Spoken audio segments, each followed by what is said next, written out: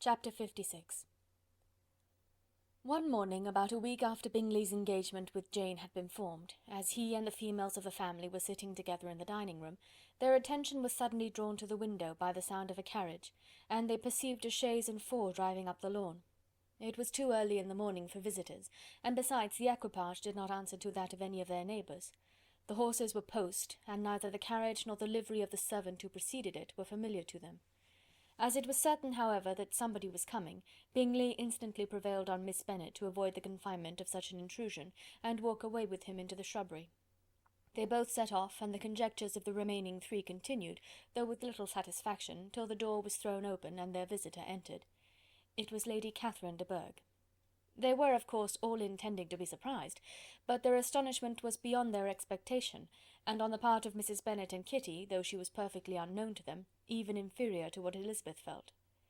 She entered the room with an air more than usually ungracious, made no other reply to Elizabeth's salutation than a slight inclination of the head, and sat down without saying a word. Elizabeth had mentioned her name to her mother on her ladyship's entrance, though no request of introduction had been made.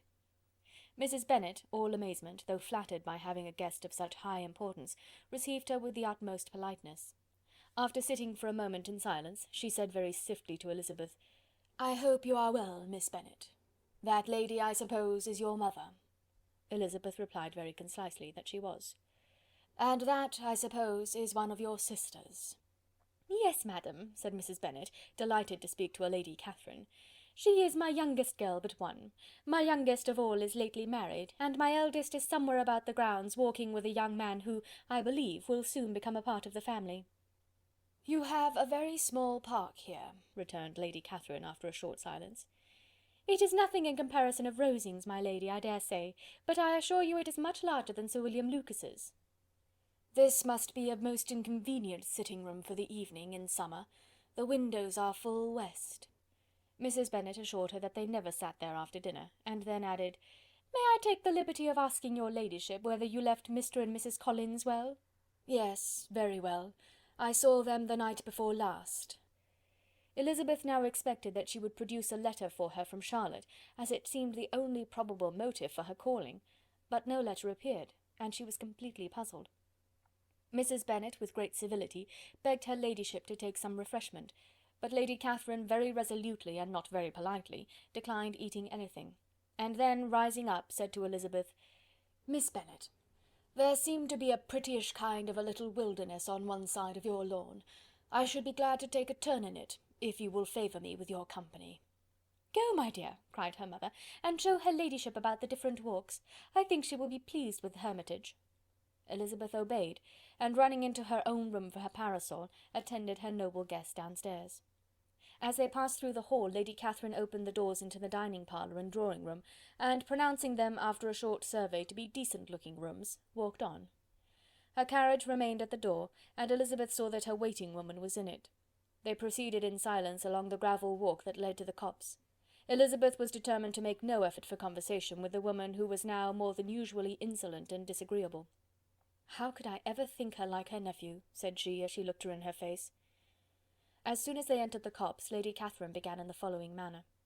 "You can be at no loss, Miss Bennet, to understand the reason of my journey hither. Your own heart, your own conscience must tell you why I come." Elizabeth looked with unaffected astonishment. "Indeed you are mistaken, madam. I have not been at all able to account for the honour of seeing you here." "Miss Bennet," replied her ladyship in an angry tone, "you ought to know that I am not to be trifled with. But however insincere you may choose to be, you shall not find me so. My character has ever been celebrated for its sincerity and frankness, and in a cause of such moment as this, I shall certainly not depart from it. A report of a most alarming nature reached me 2 days ago. I was told that not only your sister was on the point of being most advantageously married, but that you, Miss Elizabeth Bennet, would, in all likelihood, be soon afterwards united to my nephew, my own nephew, Mr. Darcy.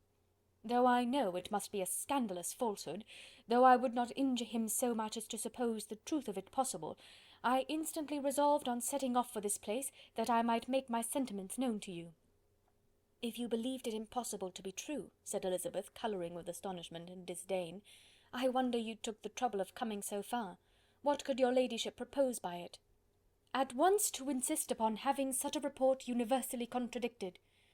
Your coming to Longbourn to see me and my family, said Elizabeth coolly, will be rather a confirmation of it, if indeed such a report is in existence.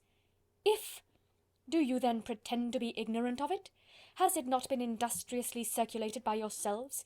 Do you not know that such a report is spread abroad? I never heard that it was. And can you likewise declare that there is no foundation for it? I do not pretend to possess equal frankness with your ladyship. You may ask questions which I shall not choose to answer. This is not to be borne. Miss Bennet, I insist on being satisfied. Has my nephew made you an offer of marriage? Your ladyship has declared it to be impossible. It ought to be so, it must be so, while he retains the use of his reason. But your arts and allurements may, in a moment of infatuation, have made him forget what he owes to himself and to all his family. You may have drawn him in. If I have, I shall be the last person to confess it. Miss Bennet, do you know who I am? I have not been accustomed to such language as this. I am almost the nearest relation he has in the world, and am entitled to know all his dearest concerns. But you are not entitled to know mine, nor will such behaviour as this ever induce me to be explicit. Let me be rightly understood. This match, to which you have the presumption to aspire, can never take place. No, never. Mr. Darcy is engaged to my daughter. Now what have you to say? Only this, that if he is so, you can have no reason to suppose he will make an offer to me. Lady Catherine hesitated for a moment, and then replied. The engagement between them is of a peculiar kind. From their infancy they have been intended for each other. It was the favourite wish of his mother, as well as of hers. While in their cradles we planned the union. And now, at the moment when the wishes of both sisters would be accomplished in their marriage, to be prevented by a young woman of inferior birth, of no importance in the world, and wholly unallied to the family. Do you pay no regard to the wishes of his friends, to his tacit engagement with Miss de Bourgh? Are you lost to every feeling of propriety and delicacy? Have you not heard me say that from his earliest hours he was destined for his cousin? Yes, and I had heard it before, but what is that to me? If there is no other objection to my marrying your nephew, I shall certainly not be kept from it by knowing that his mother and aunt wished him to marry Miss de Bourgh. You both did as much as you could in planning the marriage. Its completion depended on others. If Mr. Darcy is neither by honour nor inclination confined to his cousin, why is not he to make another choice? And if I am that choice, why may not I accept him? Because honour, decorum, prudence, nay, interest, forbid it. Yes, Miss Bennet, interest. For do not expect to be noticed by his family or friends if you wilfully act against the inclinations of all. You will be censured, slighted, and despised by every one connected with him. Your alliance will be a disgrace. Your name will never even be mentioned by any of us.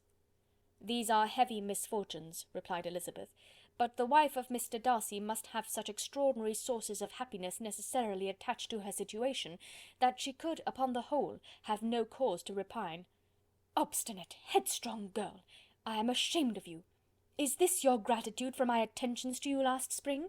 Is nothing due to me on that score? Let us sit down. You are to understand, Miss Bennet, that I came here with the determined resolution of carrying my purpose, nor will I be dissuaded from it. I have not been used to submit to any person's whims. I have not been in the habit of brooking disappointment. That will make your ladyship's situation at present more pitiable, but it will have no effect on me. I will not be interrupted. Hear me in silence. My daughter and my nephew are formed for each other. They are descended, on the maternal side, from the same noble line, and on the father's, from respectable, honourable, and ancient, though untitled families. Their fortune on both sides is splendid. They are destined for each other by the voice of every member of their respective houses, and what is to divide them? The upstart pretensions of a young woman without family, connections, or fortune? Is this to be endured? But it must not, shall not be. If you were sensible of your own good, you would not wish to quit the sphere in which you have been brought up. In marrying your nephew, I should not consider myself as quitting that sphere. He is a gentleman, I am a gentleman's daughter. So far we are equal. True. You are a gentleman's daughter, but who was your mother? Who are your uncles and aunts? Do not imagine me ignorant of their condition. "Whatever my connections may be," said Elizabeth, "if your nephew does not object to them, they can be nothing to you. Tell me once and for all, are you engaged to him?" Though Elizabeth would not, for the mere purpose of obliging Lady Catherine, have answered this question, she could not but say, after a moment's deliberation, "I am not." Lady Catherine seemed pleased. "And will you promise me never to enter into such an engagement?" "I will make no promise of the kind." "Miss Bennet, I am shocked and astonished. I expected to find a more reasonable young woman. But do not deceive yourself into a belief that I will never recede. I shall not go away until you have given me the assurance I require. And I certainly never shall give it. I am not to be intimidated into anything so wholly unreasonable. Your ladyship wants Mr. Darcy to marry your daughter, but would my giving you the wished-for promise make their marriage at all more probable? Supposing him to be attached to me, would my refusing to accept his hand make him wish to bestow it on his cousin? Allow me to say, Lady Catherine, that the arguments with which you have supported this extraordinary application have been as frivolous as the application was ill-judged. You have widely mistaken my character, if you think I can be worked on by such persuasions as these. How far your nephew might approve of your interference in his affairs I cannot tell, but you have certainly no right to concern yourself in mine. I must beg, therefore, to be importuned no farther on the subject." "Not so hasty, if you please. I have by no means done. To all the objections I have already urged, I have still another to add. I am no stranger to the particulars of your youngest sister's infamous elopement. I know it all, that the young man's marrying her was a patched-up business at the expense of your father and uncles. And is such a girl to be my nephew's sister? Is her husband, is the son of his late father's steward, to be his brother? Heaven and earth! Of what are you thinking? Are the shades of Pemberley to be thus polluted?" "You can now have nothing further to say," she resentfully answered. "You have insulted me in every possible method. I must beg you to return to the house." And she rose as she spoke. Lady Catherine rose also, and they turned back. Her ladyship was highly incensed. "You have no regard, then, for the honour and credit of my nephew. Unfeeling, selfish girl! Do you not consider that a connection with you must disgrace him in the eyes of everybody?" "Lady Catherine, I have nothing further to say. You know my sentiments." "You are then resolved to have him?" "I have said no such thing. I am only resolved to act in that manner which will, in my own opinion, constitute my happiness, without reference to you, or to any person so wholly unconnected with me." "It is well. You refuse, then, to oblige me. You refuse to obey the claims of duty, honour, and gratitude. You are determined to ruin him in the opinion of all his friends, and make him the contempt of the world." "Neither duty, nor honour, nor gratitude," replied Elizabeth, "have any possible claim on me in the present instance. No principle of either would be violated by my marriage with Mr. Darcy.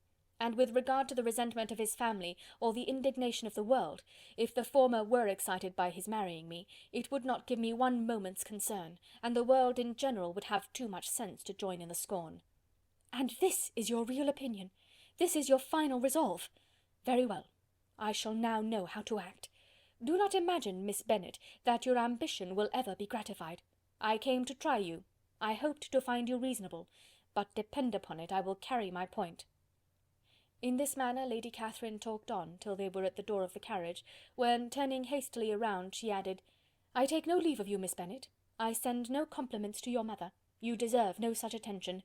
I am most seriously displeased." Elizabeth made no answer, and without attempting to persuade her ladyship to return into the house, walked quietly into it herself. She heard the carriage drive away as she proceeded upstairs. Her mother impatiently met her at the door of the dressing-room, to ask why Lady Catherine would not come in again and rest herself. "She did not choose it," said her daughter. "She would go." "She is a very fine-looking woman, and her calling here was prodigiously civil, for she only came, I suppose, to tell us the Collinses were well. She is on her road somewhere, I dare say, and so, passing through Meryton, thought she might as well call on you. I suppose she had nothing particular to say to you, Lizzy?" Elizabeth was forced to give into a little falsehood here, for to acknowledge the substance of their conversation was impossible. Chapter 56.